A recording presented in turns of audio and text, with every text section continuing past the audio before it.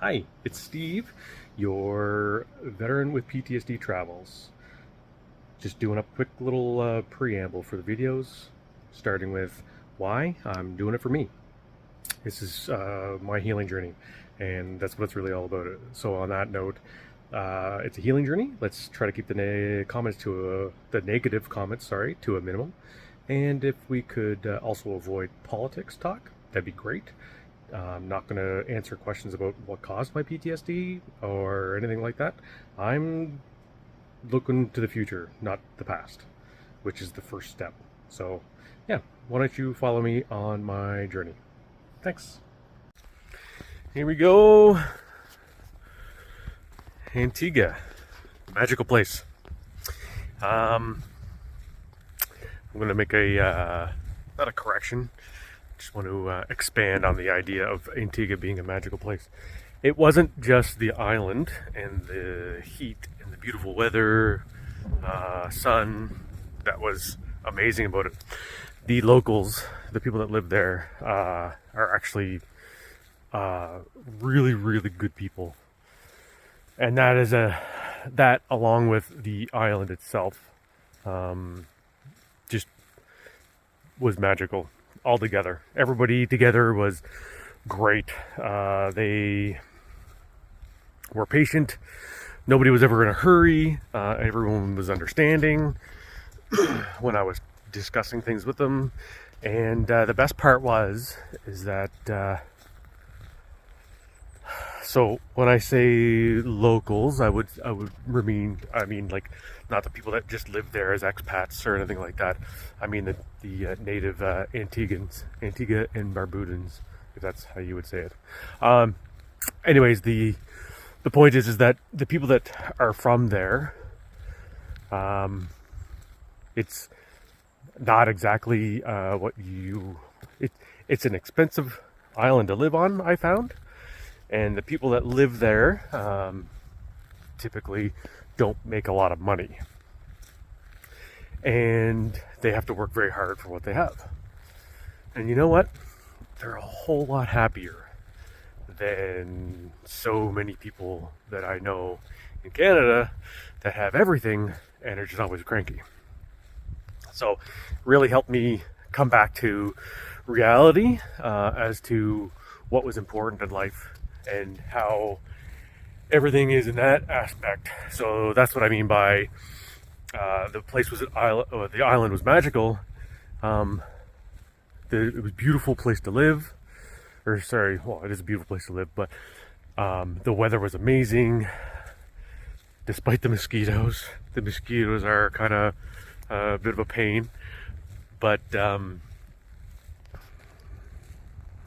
the sun shining all the time, so hot for a guy walking outside with the snow still on the ground in a very, very light jacket. You get used to it, right? We're Canadians, we get used to in the springtime, the sun comes out. Oh my God, it's only -5. It's time for the t-shirts. So when you go down there and it's 29 degrees throughout the night, you're like, oh my gosh, this is so hot. Anyway, so yes, the weather's beautiful, very warm, but it's very beautiful. And it was just an amazing place in that aspect. The sights are amazing. The water is just beautiful. There are lots of beaches obviously close by in the middle of a Caribbean island. It was just amazing in that aspect. Oh, I am really happy that Shadow didn't just fall in the water. We're on our walk and she was, the ditch is still somewhat frozen over and she walked over a frozen piece, and I'm happy that she was, that she didn't fall through because that would be really stinky and gross. Anyway, Antigua, physically amazing, sunshine, all that stuff. And again, then the people were just the icing on the cake. Don't get me wrong, expats are awesome people too. That's not what I was saying. Um, it's my experience there was I spent a lot of time chatting with a few expats and a few locals, and they were all amazing. The ones that the ones that hit me the hardest were the people that were the locals that, you see them struggling and they always had a smile on their face. And it just really reminded you that life sucks in some ways. There are a lot of things in life that suck, but there's a lot of great things about life too. And that's really what it reminded me of. It just drove that point home. So I was doing really good after that first week. I put an offer on the boat, everything like that, because of the financials and everything like that. The financials were a pain to transfer funds internationally when you are not in Canada. But you know what? Not necessarily a bad thing, given the amount of fraud and scams that are out there these days. So I came home. This is where the PTSD comes back into play. Oh boy, did it ever. The island was amazing. The flight was, flights are always going to be painful. They always hurt. I have medications for that. And then when I get to my final destination, I take my time and I rest so that I can do what I need, so I can enjoy the place that I'm at. The flight home, again, like I said, was great. Part of my issue, if you have been following along, has been with Canada itself. Canada, the military, the government, the bureaucracy, the institutions. I don't know why. It doesn't really matter why, right? I said that also on minute one. It doesn't matter why I have what I have. It doesn't matter the issues that I have. That's between me and my therapist, right? I don't mind sharing that I have those issues because I think that not enough people share this information in the first place. Not enough people share that they have problems and let others know that they're not alone if they find themselves with problems. So that's part of the reason that I'm here. I'm here to voice it. I'm also here to share my experience to let others know that they're not alone. So 5 hours later, flying from Antigua to Toronto, and as soon as I saw the Toronto skyline, I lost it. I turned into a bear of a person. It's not a nice feeling thinking about it. It was like just anxiety riddled, right? Which the anxiety and not dealing with it properly was causing frustration, anger issues, and whatnot. It doesn't help that the Toronto airport is my least favorite in all of the airports in the world that I've been to. I've been to a couple, and I absolutely not a fan of Pearson International. Not even a little bit. So, that's not to say Air Canada, that's to say the airport. Air Canada treated me amazing, remember. Grabbed golf carts for me to get me from point A to point B, which was really extremely helpful, especially given by the time I land in Toronto, I was in very, very much pain. When I'm going to, you know what? Yeah, it's beautiful. Sun worship time is going to start while I'm doing my video. So this is going to be a topless one, and we're all going to get over it. My point is that I was in Toronto airport and not happy, not a good person. I even got called out by one guy from BC as I was ranting and raving at one point.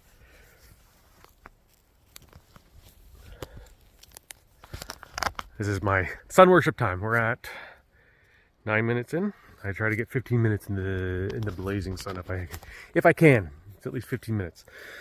So I flew into Toronto, and it was not pleasant. It was immediate, like I said, anxiety, rage, bad things all around.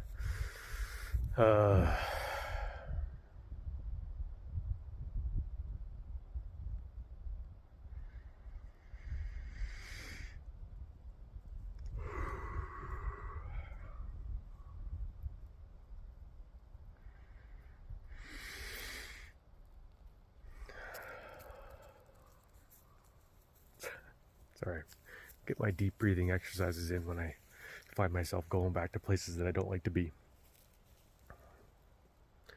Not very good at those yet. Working on it.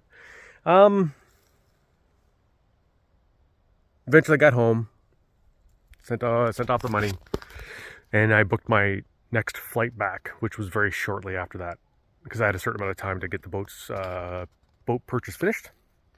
So once the boat purchase was, I sent money, and then arranged a flight back down a week later, I think it was.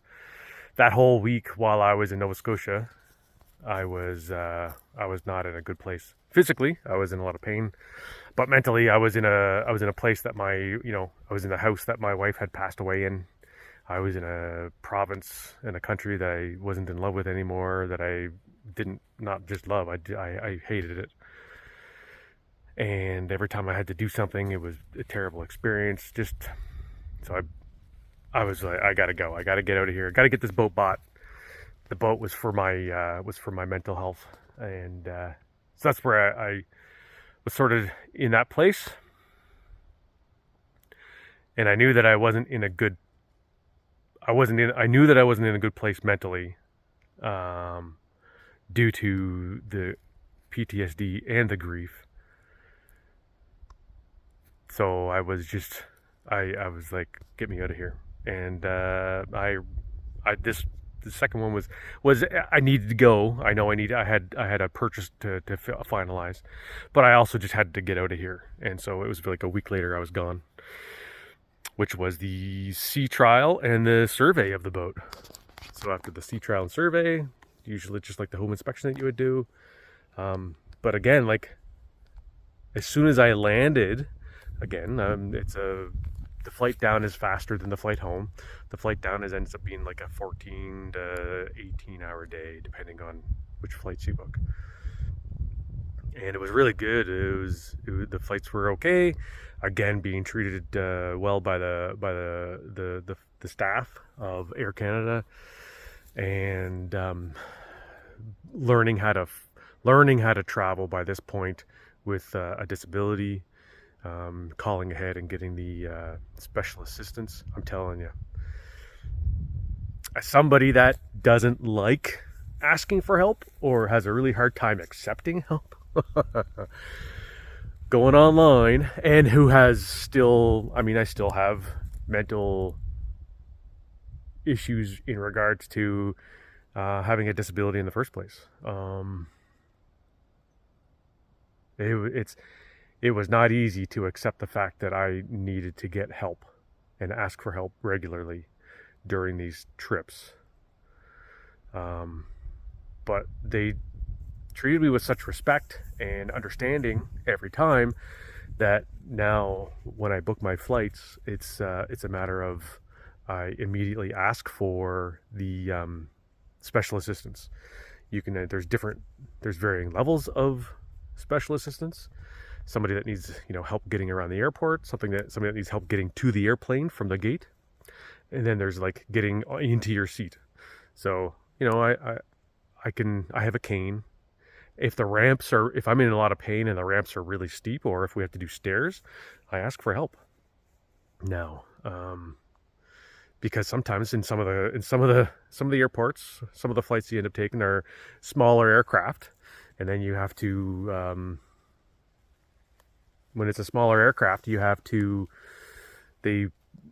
out onto the tarmac and walk up onto the plane, and like that hurts.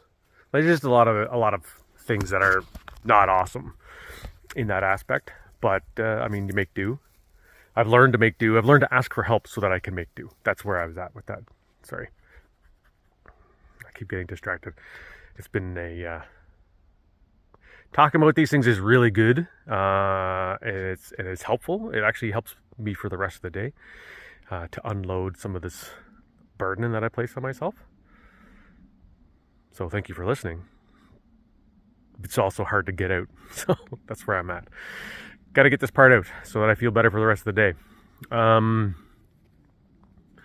flights, I make the flight down, everything worked out, and remembering I was not in a good place back home in Canada for the second trip, or this, in between these two trips. And I was in a really bad headspace, bad physical space. By the time I landed, I was in so much pain, and I wasn't a bear mentally anymore. I was like, for the PTSD. Oh my goodness, excuse me. However, for the physical side, I wasn't, I was cordial. Thank you, ma'am. Thank you, sir. Everything like that. But everyone could see just from the look on my face and how much weight I was putting on my cane that I was definitely not doing well. So, but then I walked outside of the airport, and it was just like, wow, this is amazing. Oh, and that flight is the one where I had somebody, oh man, just before we landed, 30 minutes before we landed in Antigua, St. John's, Antigua, my seatmate, she looked at me, a few years older than myself, and she said, "I'm sorry, I don't usually do this with people because I get a lot of strange looks." She asked me, "Is your wife's name Michelle?" And I said, "Yes, my late wife's name is Michelle." And she looked at me and said, "She's standing right here, and she is screaming at me to talk to you and tell you that you're doing." I didn't even hear the rest of the words. She had to repeat them to me later. I broke down crying. It was very emotional for the last 30 minutes. I'm glad she waited till the last 30 minutes to do this. And I don't know who I'm thankful for. Am I thankful for Michelle to leave it till then, or am I thankful that she was patient until the 30 minutes before? I don't really know where to go with that. But the fact is that this woman risked her, the social norms of saying she's a medium, and was giving me a message from my late wife.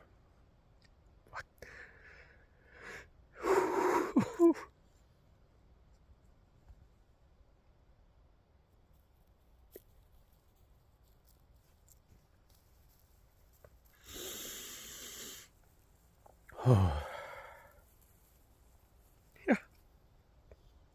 Oh. Yeah. It's still pretty powerful.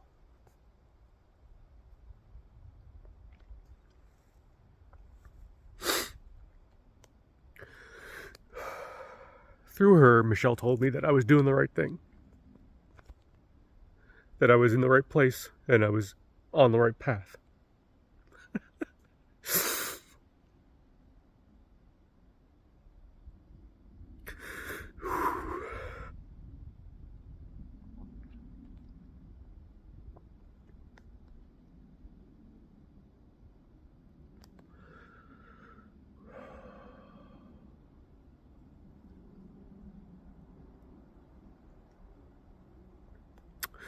And I have a lot of trust issues for various reasons, and PTSD being one of them.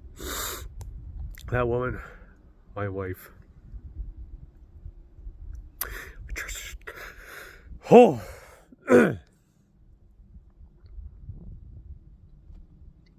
I've trusted her since I was 18 years old. First girlfriend. Loved her to death.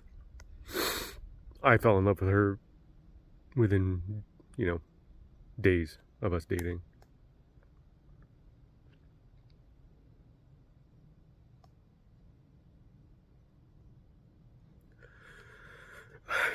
Yeah, I'm done. I'm I'm done. We're done with today's video. I I didn't get much PTSD stuff out, but that's enough. I'm gonna sit here in the sun and talk.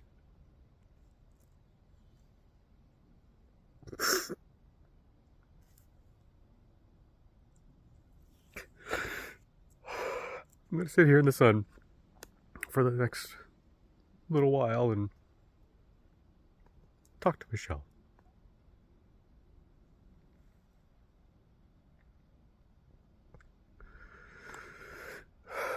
I hope you are all having a great day, and I love you. Oh, today's word of the day.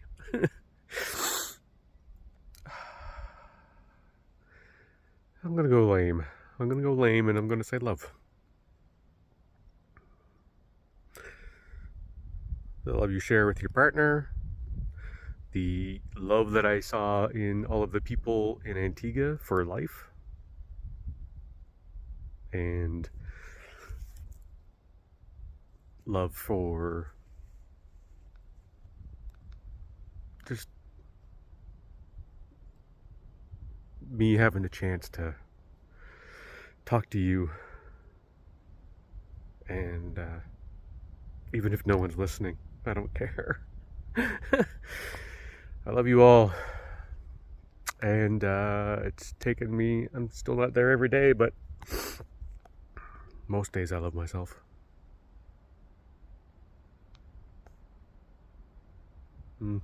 Some days I love myself. And the important piece is I don't hate myself anymore. There was that. I don't always love myself, but I don't. I can't say in absolutes either. Stop talking in absolutes, right? I hate myself less, a lot less. There's still some days that are pretty. It's not even days anymore, actually. It's just short, very short periods of time. And that, I'm not sure. I'm pretty sure that if somebody comments on this and they say, yeah, that's totally a PTSD thing, I wouldn't be shocked. There's a reason why 22 vets a day is a thing, right?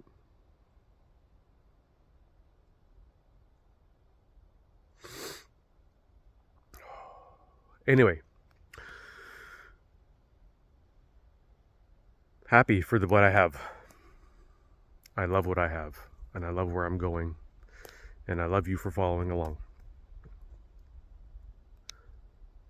Have a good day.